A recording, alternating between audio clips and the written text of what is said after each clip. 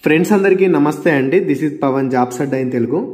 ఆర్ఆర్బీకి సంబంధించినటువంటి group D notification యొక్క update అనేది మనకి రీసెంట్గా రావడం అయితే జరిగిందనమాట.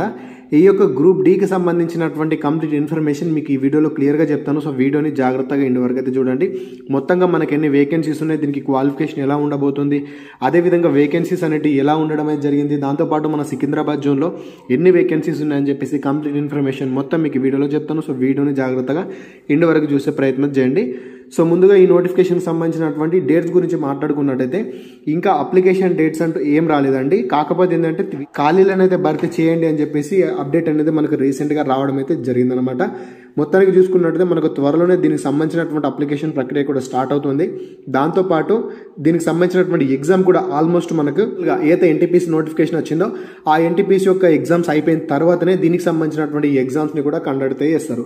కాబట్టి ఆల్ ఓవర్గా చూసుకున్నట్టయితే ఒక నోటిఫికేషన్ ఈ మధ్య రిలీజ్ చేసినా కూడా ఎగ్జామ్కి మీకు ఆల్మోస్ట్ ఒక 3-4 months టైం ఉంటుంది. దానికంటే కొంచెం ఎక్కువ ఉండే అవకాశాలు కూడా ఉంటాయి. కాబట్టి ఎవరైనా ఇంకా స్టడీ స్టార్ట్ చేయకపోతే కనుక మీకు ఇది ఒక మంచి సువర్ణ అవకాశంగా భావించి మీరు ఇప్పుడే స్టడీ స్టార్ట్ చేసినా కూడా మీకు ఈ యొక్క నోటిఫికేషన్ కూడా వచ్చే అవకాశం అయితే ఉంటుంది. ఎందుకోసం అంటే రీసెంట్గా ఎస్ఎస్సి జీడీ కానిస్టేబుల్ మిస్ అయిన అభ్యర్థులు మీరు మళ్ళీ ఏదో ఒక 2 మార్కులతో మిస్ అయిన వాళ్ళు చాలా మంది ఉన్నారు. మీరు మళ్ళీ మీకు ప్రిపరేషన్ని కంటిన్యూ చేసినా కూడా మీకు ఈ యొక్క గ్రూప్ డి ఉద్యోగం కూడా కొట్టే అవకాశం అయితే ఉంటుంది. సో చాలా మందికి ఒక డౌట్ ఉంటుంది, దీనికి క్వాలిఫికేషన్ 10th+ ITI ఉంటుంది కదా అని చెప్పేసి దాని గురించి కూడా నేను క్లారిటీ ఇస్తాను, టెన్షనే పడకండి. ఇక దీనికి సంబంధించినటువంటి అప్లికేషన్ ఫీ ఉంటుందండి. ఇక్కడ జనరల్ వాళ్ళకి, ఓబీసీ వాళ్ళకి, ఈడబ్ల్యూసీ వాళ్ళకి 500 రూపాయలు ఉంటుంది. ఎస్సీ ఎస్టీ వాళ్ళకి 250 రూపాయలు ఉంటుంది. ఇదంతా కూడా రిఫండే. మీరు ఎగ్జామ్ రాసిన తర్వాత మీకు ఇది రిఫండ్ ఇవ్వడం జరుగుతుంది. దాని గురించి వర్రేం కాకండి. ఏజ్ లిమిట్ వచ్చేసి maximum 18 to 33 years age limit ఉంటుంది. ఎస్సీ ఎస్టీ వాళ్ళకి +5 సంవత్సరాలు, ఓబీసీ వాళ్ళకి +3 సంవత్సరాలు ఎక్స్ట్రా ఉంటుంది. 18 to 33 +5 years, 18 to 33 +3 years అయితే ఈ రకంగా అయితే ఉంటుంది ఏజ్ లిమిట్ వచ్చేసి.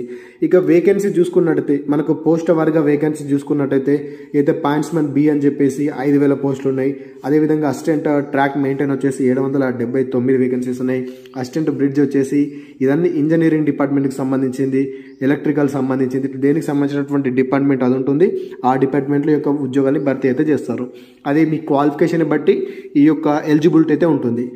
అసిస్టెంట్ బ్రిడ్జ్ వచ్చేసి 301 వేకెన్సీస్ ఉన్నాయి. ట్రాక్ మెయింటైనర్ వచ్చేసి 13,187 వేకెన్సీస్ ఉన్నాయి.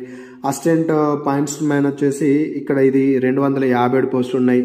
అదేవిధంగా అసిస్టెంట్ వచ్చేసి C&W విభాగంలో 2,587 వేకెన్సీస్ ఉండడం అయితే జరిగిందనమాట. దాంతోపాటు మీరు ఇక్కడ చూసుకున్నట్టయితే మనకు చాలా రకాల పోస్ట్ అయితే ఉంటాయి.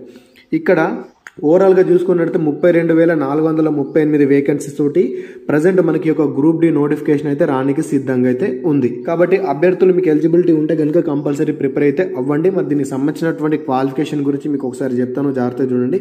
మాక్సిమం క్వాలిఫికేషన్ వచ్చేసి 10th ఉంటుంది. 10th పాటు ITI కూడా ఉంటుంది. మాక్సిమం 10+ ITI ఖచ్చితంగా అయితే అడుగుతారు. అయితే ITI లేని కొన్ని పోస్టులు ఉంటాయి, వాటి గురించి కూడా నేను చెప్తాను.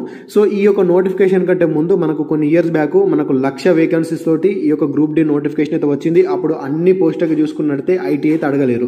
వాళ్ళు కేవలం ఆ ఇయర్ మాత్రమే, అప్పుడు రిలీజ్ అయినటువంటి నోటిఫికేషన్కి మాత్రమే ITI లేకుండా మేము భర్తీ చేస్తాము అని చెప్పేసి సెంట్రల్ గవర్నమెంట్ ఆదేశాల మేరకు ఆ యొక్క భర్తీని కంటిన్యూ అయితే చేశారు. దాని తర్వాత నెక్స్ట్ వచ్చేటటువంటి నోటిఫికేషన్స్ ఏమున్నా కూడా ITI తోని భర్తీ చేస్తాము అని చెప్పేసి వాళ్ళు చెప్పినటువంటి ఇన్ఫర్మేషన్ అదనమాట.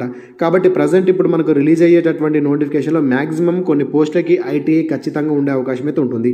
ITI లేని పోస్టులు కూడా ఉంటాయి. ఏదైతే పాయింట్స్మెన్ ఉందో పాయింట్స్మెన్కి ITI అయితే ఉండదు.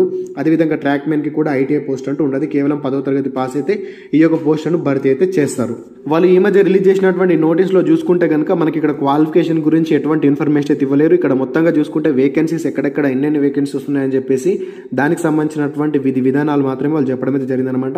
దీనికి సంబంధించినటువంటి అఫీషియల్ నోటిఫికేషన్ వచ్చిన తర్వాత దీని యొక్క క్వాలిఫికేషన్ ఏముంటుంది, ఎలా ఉంటుంది అని చెప్పేసి అన్ని కూడా మనం చూసుకునే అవకాశం అయితే ఉంటుంది. ఏదైతే పాయింట్స్మెన్ ఉందో పాయింట్స్మెన్కి మాత్రం మాక్సిమం 10th లేదా ఇంటర్ మాత్రమే ఉండొచ్చు. అదేవిధంగా ట్రాక్ మెయింటైనర్ ఏదైతే ఉందో ట్రాక్ మెయిన్ అని చెప్పేసి అంటారు, దీనికి కూడా ఆల్మోస్ట్ 10th క్లాస్ క్వాలిఫికేషన్ ఉండే అవకాశం అయితే ఉంటుంది. మెయిన్గా ఈ 2 పోస్టులకు అయితే ఖచ్చితంగా వితౌట్ ITI తోటి భర్తీ చేసేటటువంటి అవకాశాలు కూడా ఉంటాయి. మనకి ఇంకా అఫీషియల్ నోటిఫికేషన్ వస్తుంది. దీనికి సంబంధించినటువంటి ఏదో ఒక ర్యాండమ్ ఇన్ఫర్మేషన్ వస్తుంది. వచ్చిన తర్వాత కూడా మనకు క్వాలిఫికేషన్కి సంబంధించి ఖచ్చితంగా మనం తెలుసుకునే ప్రయత్నం అయితే చేద్దాం.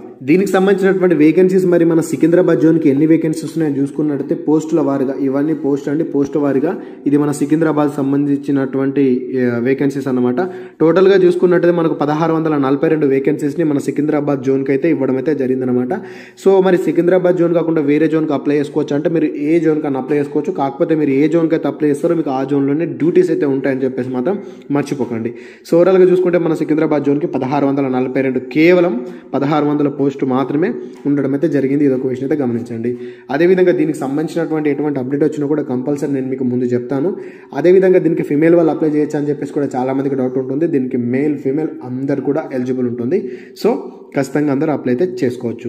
ఇదన్నమాట దీనికి సంబంధించినటువంటి కొంత సమాచారాన్ని మాత్రమే మీకు చెప్పడం అయితే జరిగింది. ఇంకా ఇంకేమైనా సమాచారం వచ్చినా కూడా ఖచ్చితంగా నేను మీకు ఇన్ఫామ్ చేసే ప్రయత్నం చేస్తాను. ఎందుకోసం అంటే రైల్వేలో అత్యంత పెద్ద నోటిఫికేషన్ యొక్క గ్రూప్ డి మాత్రమే ఉంటుంది. కాబట్టి ఇందులో ఉన్నటువంటి వేకెన్సీస్ కానివ్వండి, ఇందులో ఉన్నటువంటి అప్డేట్ కానీ ఏదైనా కూడా కంపల్సరీ నేను మీకు ఎప్పటికప్పుడు ఇన్ఫర్మేషన్ ఇచ్చే ప్రయత్నం అయితే చేస్తాను. ఇదన్నమాట. ఈ ఇన్ఫర్మేషన్ మీకు యూస్ఫుల్ అనిపిస్తే కనుక కంపల్సరీ వీడియోని లైక్ చేయండి. అదేవిధంగా మీ ఫ్రెండ్స్కి వీడియోని షేర్ చేయడం మాత్రం మర్చిపోకండి. Thanks for watching. అందరికీ ఆల్ ది బెస్ట్. జై భారత్.